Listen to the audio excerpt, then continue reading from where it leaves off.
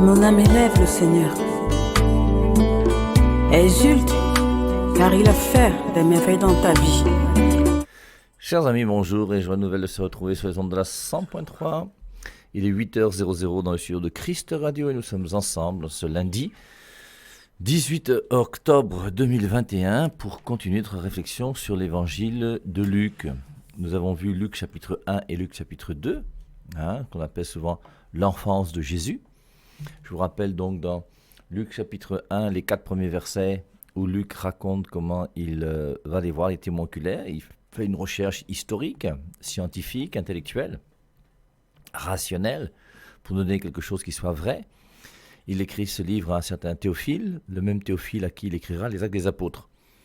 Parce que nous savons que c'est Luc qui a écrit l'évangile de Luc et c'est Luc qui a écrit les Actes des Apôtres. Ensuite, Luc 1,5, c'est l'annonciation à Zacharie. Luc 1,26, l'annonciation à Marie. Luc 1,39, la visitation. Le reste, c'est les versets qui suivent avec notamment la naissance de Jean-Baptiste. Et nous avons quand même 80 versets dans ce premier chapitre de Luc, chapitre 1, qui est un chapitre qui est assez long, il faut reconnaître. Luc chapitre 2, on a vu donc c'est la naissance de Jésus, comme dans Matthieu chapitre 2, c'est la naissance de Jésus. Dans Matthieu chapitre 2, on avait vu que ce sont les mages qui vont venir rendre visite à Jésus. Et dans Luc chapitre 2, on voit que ce sont les petits bergers. Et après avoir vu ces petits bergers, alors moi je vous recommande, je vous ai dit, Maria Valtorta, si vous pouvez lire valtorta.fr avec la visite des petits bergers, c'est très joli. Alors c'est mignon comme tout, c'est intéressant. Dans Maria Valtorta, on dit, alors c'est Maria Valtorta, c'est pas l'évangile de Jésus-Christ tel qu'enseigné comme étant la parole de Dieu donnée par l'Église. Il faut simplement faire la part des choses. Mais quand Joseph descendait à Bethléem avec son âne, il n'y avait qu'un seul âne parce que beaucoup d'ânes étaient déjà pris et loués par d'autres personnes qui devaient eux aussi voyager pour ce recensement. Donc il y avait un seul âne, Marie était là, bien sûr, elle était enceinte. Et puis en route, il a rencontré un berger à qui il a demandé du lait pour pouvoir donner un petit peu à Marie et lui aussi boire un peu. Et d'après Maria Valtorta, je vous dis c'est toute cette histoire de Maria Valtorta, c'est un de ces bergers-là et un de ceux qui a vu l'ange dans la nuit.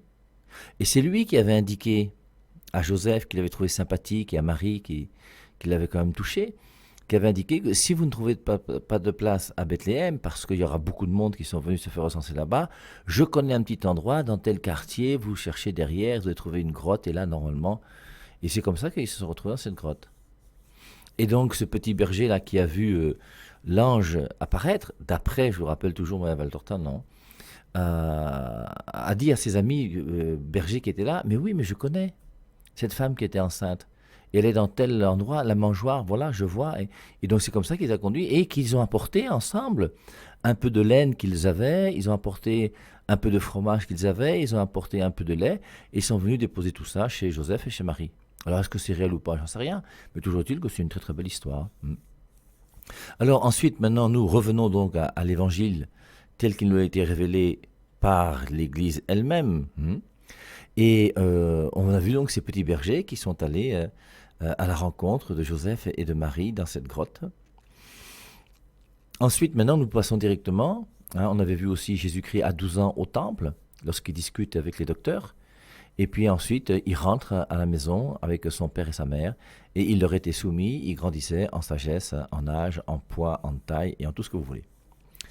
On avait fait allusion rapidement à ce qui s'est passé entre 12 ans et 30 ans, puisqu'on commence directement avec Luc chapitre 3, à la 30e année de la vie de Jésus.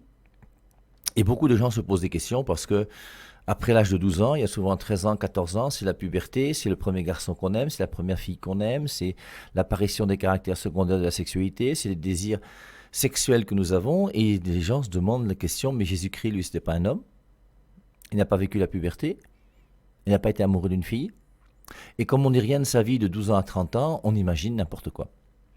Alors la seule chose que nous savons, nous, c'est que de 12 ans à 30 ans, il leur était soumis, il grandissait en taille, en poids, en sagesse et tout ce que vous voulez, devant Dieu et devant les hommes. Voilà tout ce qui nous est dit. Une chose qui est sûre aussi, vous voyez, raconter la vie de Jésus-Christ de 12 ans à 30 ans, c'est pas très intéressant. Si je vous raconte ma vie, moi, de 12 ans à 30 ans, c'est quand j'étais déjà à l'école primaire, non, j'étais en 5e, je pense, à l'âge de 12 ans. 5e, 6e, quatrième, troisième, j'ai fait seconde, j'ai redoublé la seconde, j'ai fait première, j'ai fait terminale, j'ai repris la terminale parce que j'ai raté mon bac. Et forcément, c'est des années qui sont banales. J'arrivais au collège le dimanche soir, parce que j'étais interne. On repartait le samedi à 12 heures. Puis on a diminué un petit peu le temps de scolarité. Et on rentrait maintenant le lundi matin tôt pour faire l'école et on rentrait à la maison le vendredi soir. Mais c'était toujours la même chose. Chaque lundi matin, mon oncle ou mon père nous déposait au Cordelier à Dinan. Et chaque vendredi soir, ma mère venait nous chercher et nous ramenait à la maison.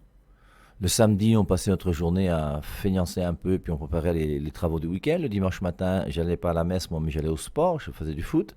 Et puis voici ma vie. Ma vie s'est passée comme ça pendant des années et des années. Et il n'y a rien de plus banal que la vie d'un lycéen ou d'un collégien. Alors, à l'époque de Jésus-Christ, il n'y avait pas de lycée et de collège, mais le matin, il se levait, il devait aider son père, il devait aller puiser l'eau quelque part, c'est une vie banale. C'est pour ça qu'il n'y a rien d'extraordinaire sur la vie de Jésus-Christ de 12 ans à 30 ans. Mais par contre, à l'âge de 30 ans, sa vie devient intéressante. Je vous rappelle que dans le livre des Nombres, on a dénombré les 12 tribus d'Israël, sauf la tribu de Lévi. Enfin, on a les 12 tribus d'Israël en prenant les gens de 20 ans et plus capables de porter les armes. Et pour la tribu de Lévi, on prenait les gens de 30 ans et plus. La tribu de Lévi, c'est elle qui s'occupait des choses sacrées, du sanctuaire. Et c'est pour ça qu'il semble que pour les Lévites, pour les gens qui s'occupaient des choses de Dieu, c'est à partir de 30 ans qu'on commençait sa vie. Et c'est pour ça que Jésus-Christ va commencer sa vie à 30 ans. Donc, et ça va commencer comment? Avec la présence de Jean-Baptiste. Dieu a permis qu'il y ait ce précurseur qui soit là, qui prépare la voie de Jésus, qu'on appelle Jean-Baptiste, qui était son cousin. On a vu Luc chapitre 1, verset 5, Zacharie, qui a eu cette annonce miraculeuse de la naissance de Jean-Baptiste. Et on a vu Luc chapitre 1, verset 26, l'annonciation encore plus miraculeuse de la naissance de Jésus par Marie. Et on retrouve donc le précurseur et Jésus au début de la vie apostolique de Jésus. Alors je vous lis Luc chapitre 3, nous sommes au verset 1. Alors lisez en même temps aussi Matthieu chapitre 3. Comme il sera bon de lire Luc chapitre 4 et Matthieu chapitre 4 en même temps. Puisque les 4 premiers chapitres de Matthieu et les 4 premiers chapitres de Luc, c'est quand même sérieusement la même chose. Et il faut reconnaître que quel que soit l'évangile que vous lisez, Jésus-Christ a commencé sa vie apostolique en allant voir Jean-Baptiste. Ensuite, il a été tenté au désert.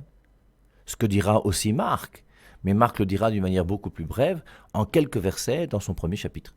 Puisque Marc, je vous rappelle, commence son évangile uniquement par le Christ à 30 ans.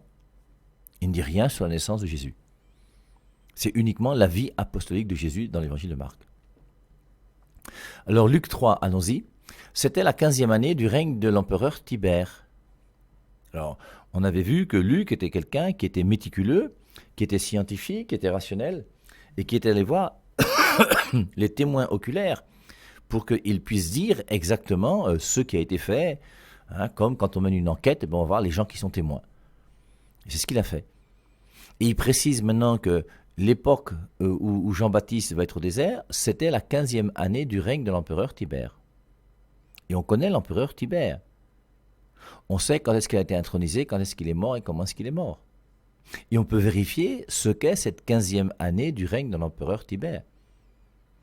Ponce Pilate était gouverneur de Judée. Ponce Pilate a fait une dizaine d'années en Judée.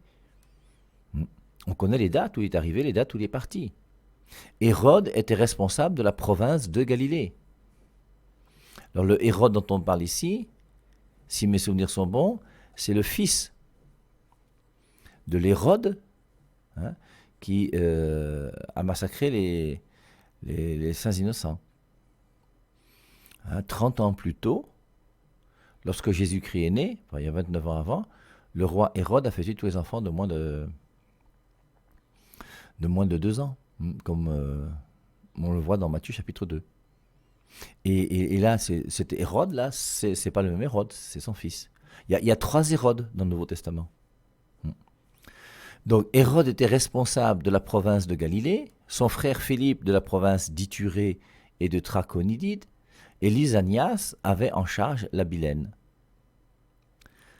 Anne et Caïphe étaient grands prêtres cette année-là, lorsque la parole de Dieu fut adressée à Jean, fils de Zacharie, dans le désert. Alors, on veut bien préciser d'une manière historique, d'une manière précise en fonction des grands personnages qui sont là, quand est-ce que la parole de Dieu a été adressée à Jean-Baptiste dans le désert. Jean, donc le fils de Zacharie. Verset 3. Jean commença à parcourir toute la région du Jourdain, prêchant, baptême et conversion, en vue d'obtenir le pardon des péchés. En vue d'obtenir le pardon des péchés. Je vous rappelle que le baptême de Jean-Baptiste ne pardonne pas les péchés. Parce que Jean-Baptiste ne peut pas pardonner les péchés. Celui qui pardonne les péchés, c'est l'agneau de Dieu qui enlève le péché du monde. C'est pour ça que Jean-Baptiste va désigner Jésus-Christ comme étant l'agneau de Dieu qui enlève le péché du monde. Lui, il prêche un baptême, la conversion, en vue d'obtenir le pardon des péchés. Et ce pardon des péchés, tu vas l'obtenir comment ? En revenant à Jésus-Christ et non pas en revenant à Jean-Baptiste. Et c'est important de bien faire la distinction entre Jean-Baptiste et Jésus. Et comprendre forcément, pour toutes les églises dites baptistes aujourd'hui, elles sont nombreuses, qui vous disent que seul le baptême par immersion totale dans l'eau est le vrai baptême, que personnellement, bibliquement parlant, c'est pas très juste, et qui sont malheureusement dans l'erreur. Donc Jean commença à parcourir toute la région du Jourdain, prêchant baptême et conversion en vue d'obtenir le pardon des péchés. C'était écrit déjà dans le livre du prophète Isaïe. Écoutez ce cri dans le désert, préparez le chemin du Seigneur, aplanissez le sol devant lui. Comblez tous les ravins, aplanissez bosses et collines, les chemins tortueux seront redressés, les chemins malaisés aménagés. Tout mortel alors verra le salut de Dieu. Et on voit donc comment Jean-Baptiste correspond à ce qui a été annoncé dans le prophète Isaïe. Écoutez ce cri dans le désert. Il est dans le désert. Préparez le chemin du Seigneur. C'est ce qu'il fait. Il prépare le chemin du Seigneur. Et il est là pour annoncer celui qui va venir. C'est pour ça que Jean-Baptiste ne peut pas faire d'ombre à Jésus. Jean-Baptiste est là pour annoncer Jésus-Christ, et dès que Jésus-Christ va venir, forcément, lui, il va disparaître. Et il dira d'ailleurs, il faut que lui grandisse et que moi je diminue. Il n'y a rien de pire que quelqu'un qui se prend pour la place qui veut prendre la place de Jésus. Et les premières personnes aujourd'hui discernées avec vos intelligences, les premières personnes aujourd'hui que vous connaissez et qui veulent prendre la place de Jésus, c'est tous les fondateurs d'église. Martin Luther en tête. Même s'il ne le sait pas, Charles Taze Russell qui a fondé les Témoins de Jéhovah. Tzala et Somba qui a fondé Va et Raconte. Camden Liodor qui a fondé la cathédrale de la foi. Tous ces gens-là sont des gens qui manquent d'humilité et qui pensent que l'église que Jésus-Christ a fondée est une église qui n'a pas de sens et que Jésus-Christ s'est trompé. Donc ils viennent corriger Jésus en fondant, eux, une véritable église. Un fondateur d'église est forcément quelqu'un qui est bizarre. Jean-Baptiste, lui, n'a pas fait ça. S'il avait écouté ces gens-là, il aurait fondé son église à côté de celle de Jésus. Mais aucun homme intelligent ne peut fonder une église. Et aucun homme intelligent ne peut se retrouver dans une église fondée par un homme. Écoutez ce cri dans le désert, préparez le chemin du Seigneur. Et ce cri dans le désert, c'est Jean-Baptiste qui prépare le chemin du Seigneur. C'est pour ça qu'il annonce celui qui va venir. Et lui, donc, il attire les gens à lui pour les conduire au Christ. C'est ce qu'il fera avec certains de ses disciples. Rappelez-vous l'évangile de Jean, où on voit des disciples de Jean-Baptiste. Jean-Baptiste va désigner Jésus comme étant l'agneau de Dieu qui enlève le péché du monde, et ses disciples vont commencer à suivre Jésus. Et on a, par exemple, les premiers disciples, André et Jean, qui vont suivre Jésus, qui vont passer une journée avec Jésus, et qui vont devenir disciples de Jésus-Christ, alors qu'ils étaient d'abord disciples de Jean-Baptiste. Et Jean-Baptiste n'est pas jaloux de voir ses bons disciples, surtout Jean, partir à la suite du Christ, parce que c'est sa mission. Il est venu pour que les gens puissent suivre le Christ. Écoutez ce cri dans le désert, préparez le chemin du Seigneur, aplanissez le sol devant lui. Et tout le peuple d'Israël pendant 2000 ans a été voulu par Dieu pour permettre au Christ de pouvoir venir sur la terre. Les 2000 ans d'attente du peuple d'Israël, c'est pour accueillir Jésus-Christ comme le sauveur qui doit venir. Je vous rappelle, les Juifs obéissaient aux 10 commandements, et tout en obéissant aux 10 commandements, ils croyaient à la venue de celui qui viendrait sauver le monde. Et c'est lui qu'on attend, le Messie qui doit venir.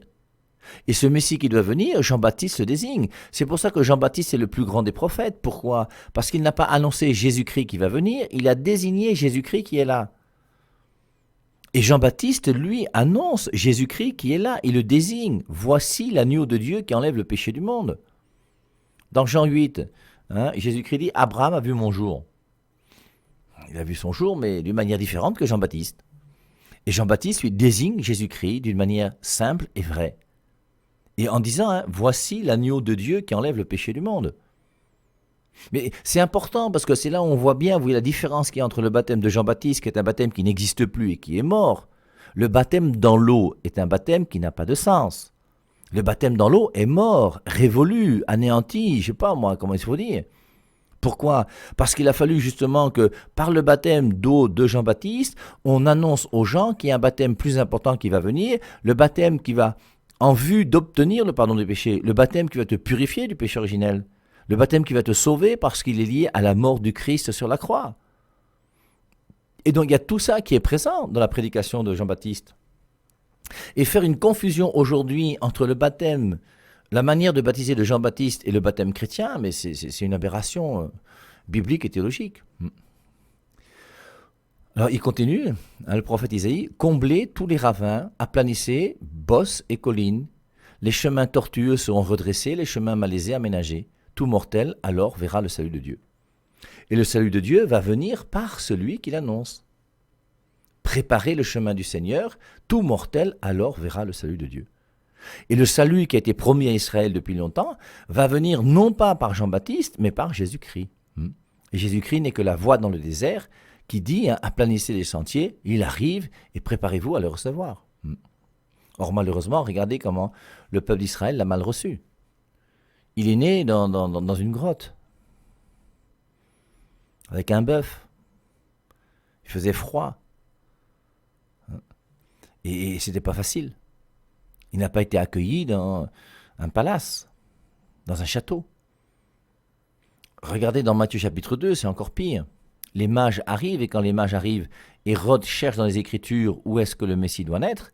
Il trouve Michée chapitre 5, « Et toi, Bethléem, tu n'es pas le moindre des chefs de Juda, car de toi naîtra le Messie qui doit venir. » Et maintenant, dans Michée qui annonce la venue à Bethléem, le roi Hérode, lui, il reste dans son palace, il ne bouge pas. Par contre, les mages, eux, vont prendre leur chameau, ils vont continuer leur route jusqu'à l'endroit où on va voir le Messie qui est né. Et d'ailleurs, quand les mages arrivent, si mes souvenirs sont bons, ils ne sont plus dans une grotte, ils sont dans une maison. Parce que je vous rappelle qu'ils sont restés quand même assez longtemps dans cette ville de Bethléem.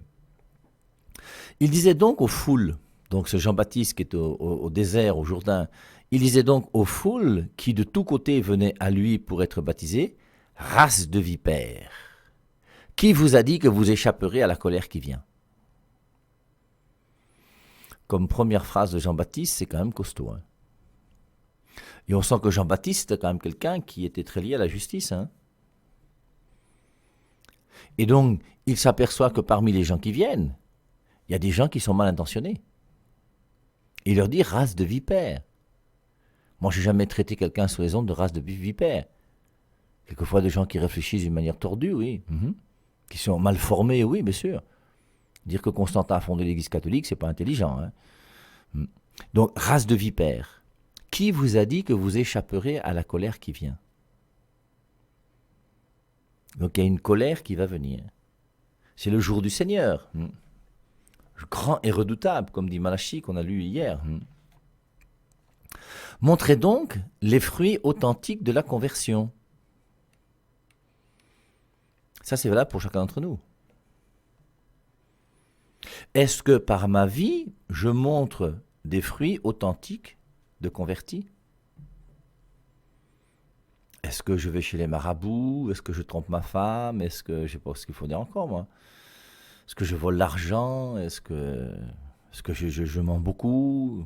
Ou est-ce que je mens même tout court? Parce que mentir déjà tout court, c'est mentir beaucoup. Montrez donc les fruits authentiques de la conversion.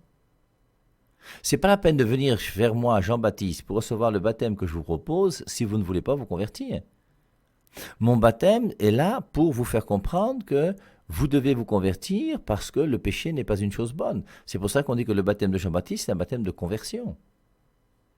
Le baptême de Jésus-Christ n'est pas un baptême de conversion. Et c'est pour ça que le baptême de conversion de Jean-Baptiste implique une connaissance de la part de celui qui reçoit le baptême, qui regrette ses péchés. C'est pour ça qu'il n'y a pas d'enfants qui sont baptisés par Jean-Baptiste. Parce que c'est un baptême de conversion. Maintenant, si vous estimez que le baptême de Jésus-Christ est aussi un baptême de conversion, ne baptisez pas les enfants. Mais si vous estimez que le baptême de Jésus-Christ, comme dit 1 Pierre 3,21, est un baptême qui sauve, mais donnez le salut à vos enfants. Montrez donc les fruits authentiques de la conversion. Ne croyez pas qu'il vous suffise de dire « Abraham est notre Père ». Dans Matthieu 7,21, il est dit « Ce n'est pas celui qui dit « Seigneur, Seigneur » qui entrera dans le royaume des cieux, mais celui qui fait la volonté de mon Père ». Ne croyez pas qu'il vous suffise de dire « Abraham est notre Père ». Ça veut dire aussi pour nous les catholiques aujourd'hui, ne croyez pas que parce que vous allez à la messe chaque dimanche, vous irez au ciel. Il y a des gens qui vont à la messe chaque dimanche et qui vont en enfer.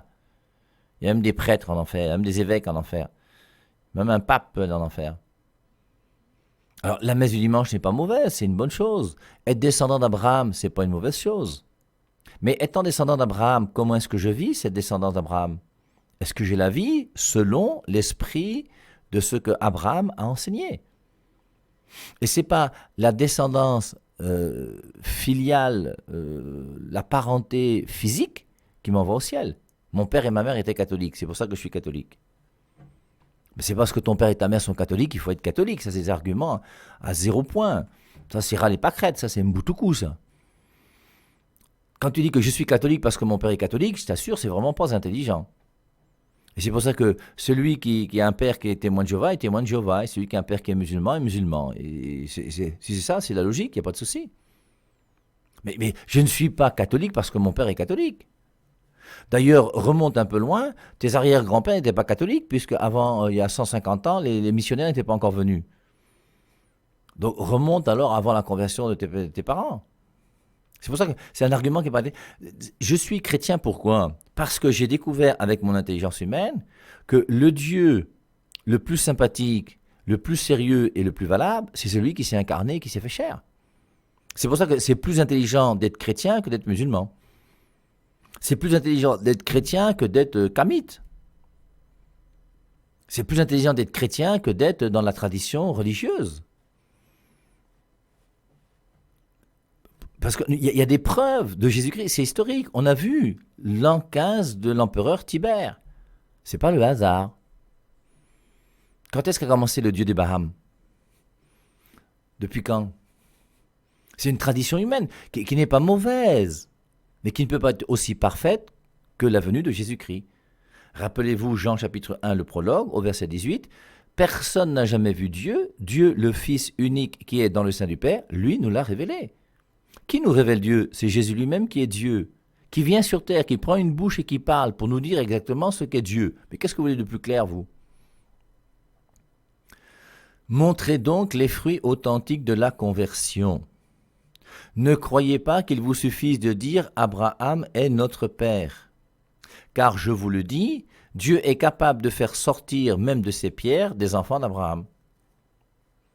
Donc, c'est pour ça que Jésus-Christ dira dans Matthieu chapitre 12, verset 46, « Ta mère et tes frères sont là dehors qui te cherchent. » Qui est ma mère ? Qui sont mes frères ?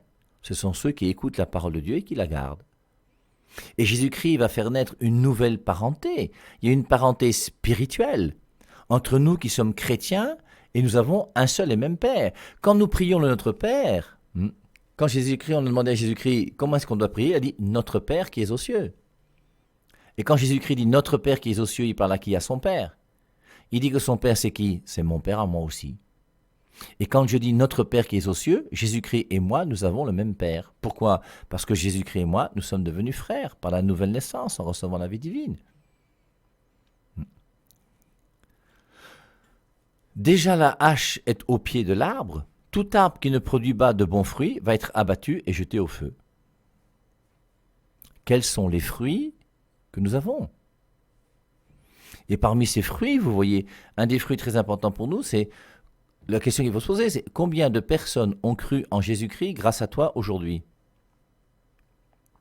Je vous rappelle que nous avons des pères et des mères de famille qui écoutent la 100.3, leurs enfants aujourd'hui ne sont même plus chrétiens. Comment avez-vous éduqué vos enfants ? C'est pour ça que dans la famille, il faut que le père de famille et la mère de famille, vous n'allez pas commencer à raisonner vos enfants lorsqu'ils auront 30 ans. Vous allez commencer à former vos enfants dès qu'ils ont 3 ans, 4 ans, 5 ans, 6 ans. Et quand l'enfant a 3 ans, 4 ans, 5 ans, 6 ans, une chose qui est sûre, s'il est obligé de t'obéir, sinon tu vas lui montrer que c'est toi l'autorité, quand il aura 14 ans, 15 ans, 16 ans, 17 ans, 18 ans, ça devient plus compliqué. Mais s'il a déjà été bien formé quand il était petit, il y aura beaucoup moins de problèmes. Et c'est pour ça que dans nos maisons et dans nos foyers, dans nos familles catholiques, il faut avoir un oratoire. Un lieu dans lequel tu pries avec tes enfants tous les matins et tous les soirs. Un père de famille chrétien ne peut pas quitter sa maison, sauf s'il a un programme bizarre, mais il ne peut pas quitter sa maison sans avoir confié sa journée et sa famille à Dieu. Et pas normalement seul, avec ta femme, avec tes enfants. Un petit endroit qu'on appelle l'oratoire. Si vous n'avez pas d'argent, que vous êtes pauvre, mettez au moins une croix. Vous prenez 2 branches d'arbre quelque part, vous les coupez, vous les taillez, vous mettez un bout de fil et vous faites un semblant de crucifix quelque part et vous vous retrouvez là de temps en temps pour prier celui qui est votre Dieu. Maintenant, si tu as la chance d'avoir une jolie maison, ben tu fais carrément une pièce réservée à Dieu. Il y a des gens qui ont des duplex extraordinaires avec des chambres formidables. Mais faites aussi un endroit pour Dieu. Vous débrouillez-vous à faire un truc esthétique dans votre salon où vous pourrez boire votre bière tranquillement tout en ayant un oratoire qui n'est pas loin. En tout cas, il faut et non seulement vous voyez prier en famille, ce qui est très important, mais se former aussi. Et il faut former vos enfants. C'est ça l'éducation. Et quand les parents éduquent leurs enfants, ils doivent les éduquer même par rapport à la religion. Et vous devez faire comprendre à vos enfants avant qu'ils aient 15 ou 16 ans que forcément le Coran n'est pas inspiré par Dieu, que Mahomet n'est pas un vrai prophète mais un faux prophète, que les témoins de Jéhovah ont une Bible qui est falsifiée et que ce sont des menteurs, et leur montrer comment, en lisant les Saintes Écritures, il faut bien les interpréter. Et vous devez leur faire comprendre que la parole de Dieu se trouve non pas premièrement dans la Bible, encore moins dans la Biblette, mais dans l'Église catholique qui a été voulue par Jésus-Christ. Et une fois que tu auras fait ça et qu'il sera bien formé, il ne pourra plus jamais quitter l'Église catholique, sauf s'il est bête. Mais c'est pour ça que c'est important de se former. Déjà, la hache est au pied de l'arbre. Tout arbre qui ne produit pas de bons fruits va être abattu et jeté au feu. Quels sont nos fruits? Alors nos fruits, nous, c'est qu'on a un compte en banque avec 100 millions parce qu'on a volé 50 millions. Bien, ces fruits-là, c'est des fruits et tu saches ce qui va t'arriver.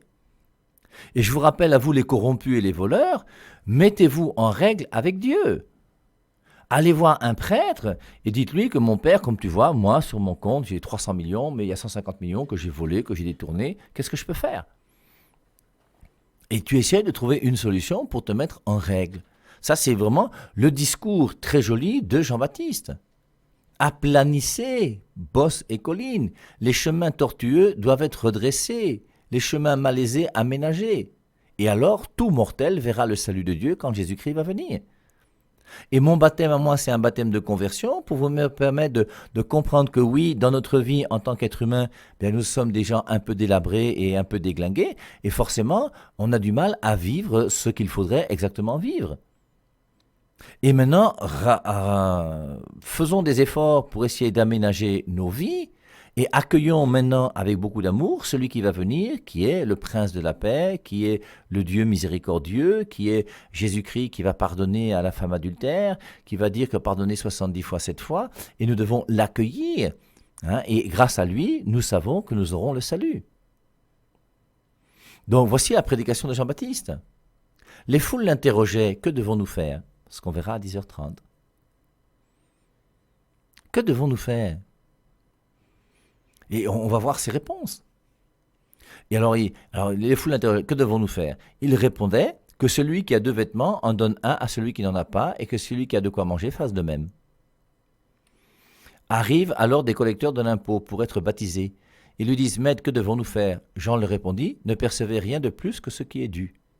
Je pense toujours à mes gens du bon du trésor qui prennent 20% d'un argent qui ne leur appartient pas, que des gens méritent, mais qui sont des voleurs. Je vous rappelle, allez à la messe autant que vous voulez, vos messes ne servent à rien. Prends la communion même de la main du pape François, tu iras plus rapidement là où tu dois partir, c'est tout. Des soldats l'interrogent à leur tour. Ils lui disent, et nous, que devons-nous faire? Il répond, ne brutalisez personne. Ne brutalisez personne. Et ne faites pas de chantage. Il ajoute, contentez-vous de votre paye. Pas des 500 et des 1000 francs que vous prenez quand les taxis et les voitures passent. Contentez-vous de votre paye. Donc, ce qu'on verra donc à 10h30. Que devons-nous faire? Et on pourra ajouter, toi qui as un deuxième bureau, qu'est-ce qu'il faut faire? Toi qui vas chez les marabouts, qu'est-ce qu'il faut faire? Il t'a sauvé de la boue, il t'a racheté.